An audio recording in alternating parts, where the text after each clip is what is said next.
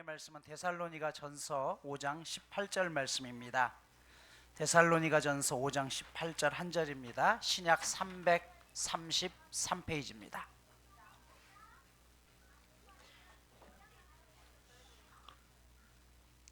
범사에 감사하라. 이것이 그리스도 예수 안에서 너희를 향하신 하나님의 뜻이니라. 아멘. 오늘 저희가 지키는 추수감사절은 기독교 3대 명절 중에 하나이죠. 부활절 그리고 성탄절, 추수감사절입니다. 추수감사절은 말 그대로 한 해 동안 하나님께서 지켜주신 은혜를 생각하며 드리는 주일입니다. 그런데 흔히 우리는 하나님의 은혜, 하나님 앞에 감사한다는 것은 좋은 일이 있어야지만 한다라고 생각하죠. 그러나 여러분, 세상 사람들도 좋은 일이 있으면 감사합니다. 기독교인들은 그분들과 다르죠. 내 삶이 고난의 환경에 있을지라도 하나님으로 인해서 감사할 수 있는 게 세상 사람들과 다른 부분이에요. 오늘 말씀드리고자 하는 추수감사절의 시작을 가져온 사건만 하더라도 사실 이들이 드렸던 감사가 얼마나 눈물 나는 속에서 드렸던 감사인지를 알 수가 있습니다. 순례자의 조상들이라고 했던 영국의 청교도들은요, 영국 왕 헨리 8세와 제임스 1세 그리고 찰스 1세 때부터 이 영국이 국교를 바꾸는 과정 속에서 기독교인들이 거기에 대해서 우리는 교황을 인정할 수 없다. 어떻게 사람이 구세주가 되고 사람의 능력을 공로를 통해서 구원받을 수 있느냐라는 이런 것에 대해서 철저하게 기독교 신앙을 지키고자 했습니다. 피의 메리 여왕이라고 할 정도로 이 여왕 때는 이 핍박들이 어마어마하게 진행되었고, 이로 인해서 수많은 순교자들이 영국 안에서 생기게 됩니다. 그래서 신앙의 자유를 찾아서 우리는 하나님을 믿고 예수 그리스도만이 우리의 주인입니다라는 그 고백을 담은 청교도들이 결국은 미지의 땅이었던 아메리카 대륙을 향해서 자신들이 정들었던 고향을 떠나고자 결단을 하게 됩니다. 결국 이 신앙의 박해로부터 시작해서 신앙의 자유를 찾아 1600년도 초기부터 대서양을 건너서 미 대륙으로 이주하기 시작하죠. 청교도들은 먼저 영국의 남해안 폴리모스 항구에서 1620년 8월 5일 스피드웰이라는 배 한 척과 메이플라워라는 두 척의 배를 나누어서 타고 그들이 원하는 미 대륙을 향해서 신앙의 자유를 찾아서 항해합니다. 그러나 출발한 지 얼마 되지 않아서 스피드웰이라는 이 배에서 물이 새기 시작해서 결국은 다시 되돌아오게 되죠. 그리고 한 달 후에 다시 배가 출발하게 되는데 1620년 9월 6일 메이플라워 한 척의 배만 25명의 선원 그리고 102사람의 청교도들이 승선해서 그들이 미국 대서양 중부 지역이었던 버지니아라는 곳을 목적지로 삼고 출발을 합니다. 남자 78명 그리고 여자 24명 102명이었습니다. 항해 도중에 폭풍을 만나고 어려움을 겪게 되지만 66일간의 항해를 하는 끝에 결국 승객 한 분과 선원 한 사람은 그 여행 중에서 버티지 못하고 사망을 하게 됩니다. 반면 그렇게 가는 과정 속에서 바다 위에서 한 명의 아이가 출생을 하게 되죠. 그 아이의 이름을 바다 한가운데서 출생했다라고 해서 큰 바다라는 뜻으로 오셔너스라는 이름으로 지어줍니다. 우여곡절 끝에 원래 예정했던 버지니아에 이르지 못한 채 11월 11일 미 동북부였던 매사추세츠 케이퍼 카드라는 해안가에 도착을 하게 됩니다. 그리고 그곳에서 5일 동안 주의를 답사한 후에 그의 11월 16일 그들이 영국을 떠났을 때의 항구 이름을 따라서 그곳을 나름대로 플리머스라는 곳으로 이름을 짓고 그곳에 닻을 내리게 되죠. 66일간 약 5,440km를 횡단했던 그 고난의 횡단이었습니다. 무사히 신대륙에는 도착했지만 이제부터 본격적인 어려움이 시작됩니다. 11월 중순에 그곳 날씨는 너무나 추웠습니다. 그리고 그들이 집이 있는 것도 아니었고 아무 거처가 없었기 때문에 결국 너무 추위 때문에 내리지 못하고 배에서 3개월을 그대로 보내게 됩니다. 그해 1620년에서 21년으로 넘어가는 그해 겨울의 추위는 어느 해보다 혹독했습니다. 결국 굶주림과 추위로 인해서 함께 갔던 102명의 사람들이 매일 두세 사람씩 추위와 또한 굶주림으로 죽어갔습니다. 결국 한 해가 지났을 때, 봄이 됐을 때 생존자는 50명 뿐이었고, 그들 중 다수도 이미 지쳐있고 건강상의 치명적인 문제를 일으키게 되죠. 여러분, 신대륙은 그들에게 물도 다르고 지리도 다르고 기후도 다르고 먹을 것도 없는 그런 어려운 것이었습니다. 아무리 땅이 비옥해도 처음부터 땅을 개간해야 됐습니다. 농사를 한 번도 지어보지 않았기 때문에 농사에 대한 기본적인 기초 지식도 없었습니다. 여러 시행착오를 겪으면서 주변의 왈푸사크라는 인디옥 부족에서 옥수수 재배법을 배워서 겨우 첫 수확을 얻을 수 있었습니다. 그리고 다음해 가을, 하나님 앞에 그렇게 우여곡절 끝에 많은 수확이 아니라 작은 수확이라도 자신들의 손으로 했던 그 수확을 하나님 앞에 드리면서 하나님 앞에 눈물로 드렸던 이 예배가 바로 추수감사절의 시작입니다. 여러분, 우리가 여기서 생각할 게 있어요. 그들의 첫 번째 추수감사절의 상황으로 한번 돌아가 보십시오. 칠면조를 굽고 온갖 풍성한 요리를 마련하고 화려한 옷을 입고 온 동네 사람들이 밴드에 맞춰서 춤을 추며 지켰던 게 아니라는 것이에요. 한마디로 눈물과 콧물이 범벅이 되었던 그 예배였습니다. 음식이라고는 옥수수로 만든 것 외에 몇 가지 아주 조촐했습니다. 풍성한 수확에 대한 감사가 아니었어요. 죽지 않고 살아남은 것에 대한 처절한 감사였습니다. 살아가는 가족들을 최근에 잃었거나 죽음의 문턱까지 가봤던 그 속에서 하나님이 가족 중에서 나만 살려주셨다는, 그러면서도 하나님 앞에 내가 이 신앙을 자유를 지키기 위해서 이곳에까지 왔습니다라고 하면서 하나님 앞에 드리는 감사였어요. 여러분, 출발했던 사람 102명 중에 절반 이상이 죽었습니다. 다시 말해서 모든 가족들 중에 죽지 않는 가족이 없었다는 것이에요. 그들이 첫 열매를 드리면서 하나님 앞에 드렸을 때 그 감사의 조건들을 하나님 앞에 예배 드릴 때 어땠을까요?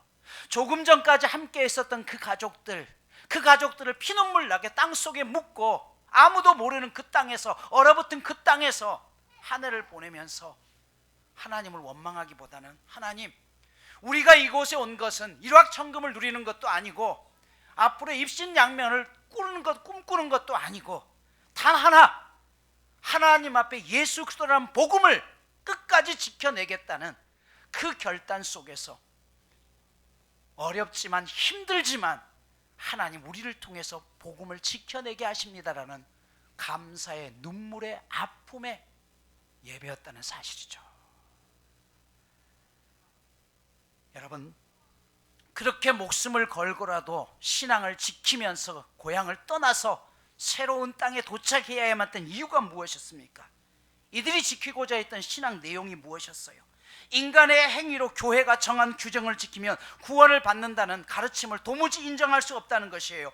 교황과 인간의 조직체에 불과한 교회가 절대로 하나님을 대신할 수 없음을 알았기에 우리는 신앙을 다시 세우기 위해서 그들이 그 고난 속에서도 하나님 앞에 자신들의 모든 것을 버리고 떠나왔습니다. 제가 장례식장에 가서 장례를 치르면서 꼭 하는 말씀이 있어요. 아무리 신앙이 좋고 또 우리에게 분명한 천국 신앙이 준비되어 있음에도 불구하고 사랑하는 사람이 죽어간다는 것은 너무나 마음이 아픈 일이에요. 그래서 저는 장례식장 가면 아무리 기독교 신앙을 가지고 있고 천국에 대한 소망이 있어도 가족들에게 슬픔을 참지 말고 마음껏 울라라고 이야기해요. 마음껏 우십시오. 왜요? 엊그제까지 함께했던 가족이에요. 우리가 천국에 가서 다시 만나지만 이 땅을 살아가는 그 시간만큼은 그 사랑하는 가족들을 먼저 가슴에 묻고 슬픔 속에 살아가야 되기 때문에 그랬어요.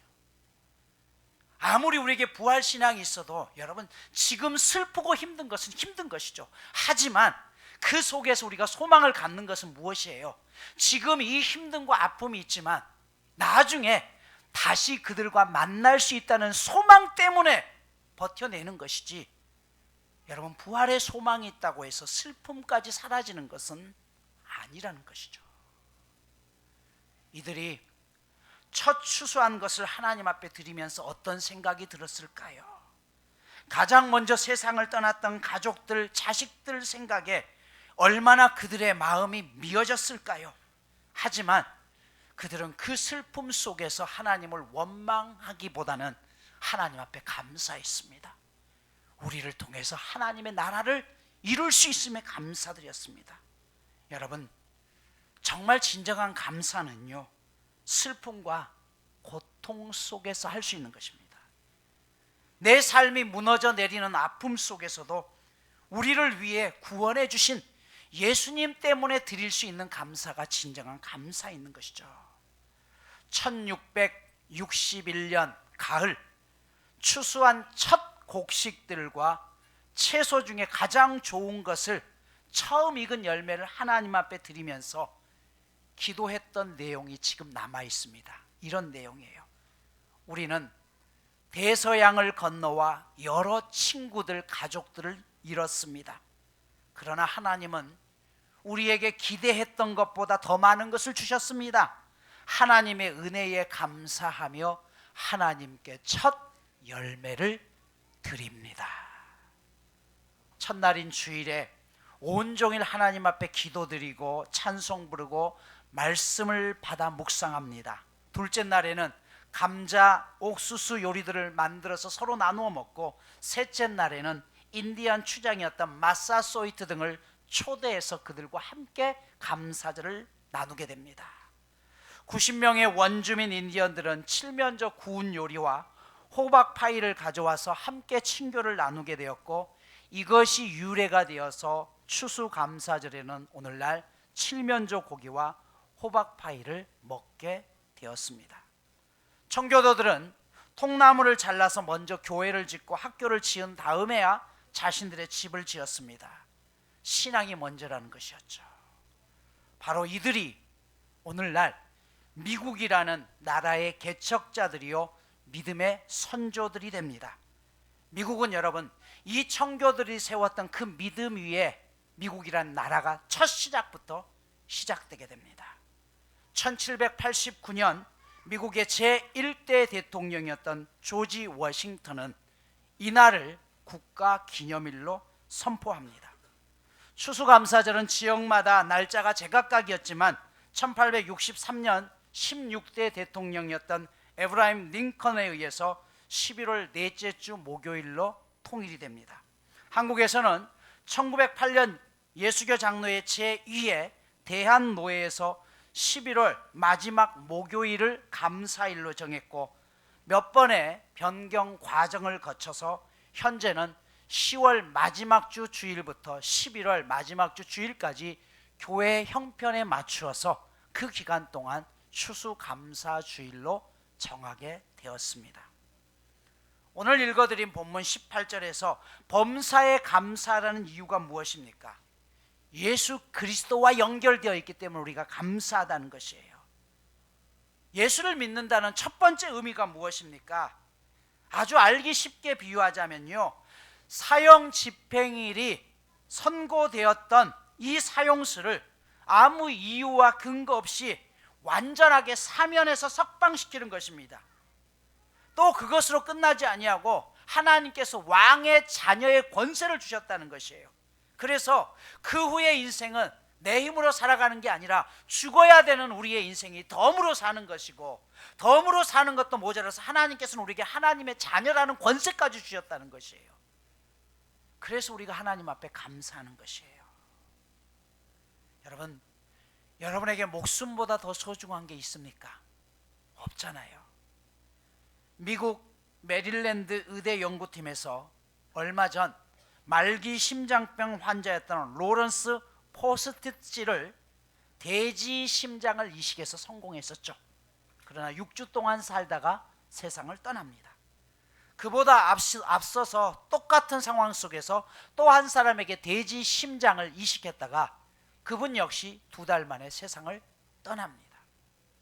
여러분, 6주, 2달 그 돼지의 심장을 이식해서라도 사람의 심장까지는 가지도 못하기 때문에 그거라도 이식해서 수천만 원, 수억 원을 들이면서 언제까지 살지 모르고 몇 주를 살지 모르는 그 희박한 확률 속에다가 온 인생을 거는 인생들의 특징이 무엇입니까? 무엇 때문에 그렇게 하는 거예요?